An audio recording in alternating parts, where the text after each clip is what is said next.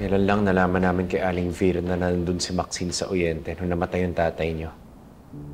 Tapos, bigla na lang pinatay si Aling Virna. Parang nakakapagduda naman yung timing nun. Rose, paano kung si Maxine na nag-utos na patahimikin si Aling Virna? Paano naman nakakasiguro si Aling Virna na si Maxine ngayon nakita niya? Unless, nakuha na niya na picture, na-videohan pa niya? Unless, may sapat siyang ebidensya. Kung wala, puro suspetsya lang meron tayo. Yan ka na naman, Rose eh. Pinapairal mo na naman yung pagiging PBI agent mo. Pairalin mo ngayon yung pagiging Rose Lirio mo.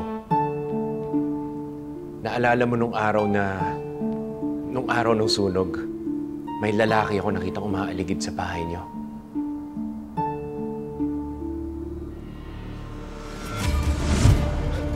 Hoy! Hoy! Bumalik ka dito! Alex! Hoy! Sino ka?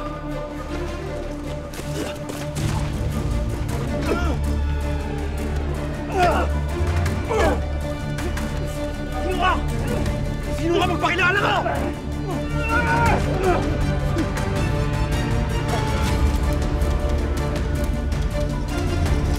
Hoy! Hoy!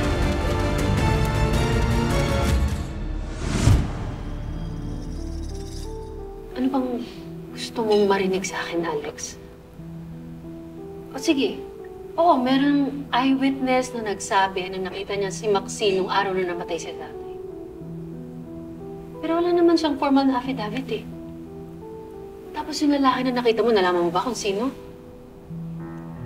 At saka isa pa, bakit naman papatay ni Maxine si tatay? Anong motibo niya? Eh, paano ako may kinalaman si Maxine doon? 6 years ago, sino ba pinakamalapit sa kanya? Eh, di yung mga bago mong kapatid.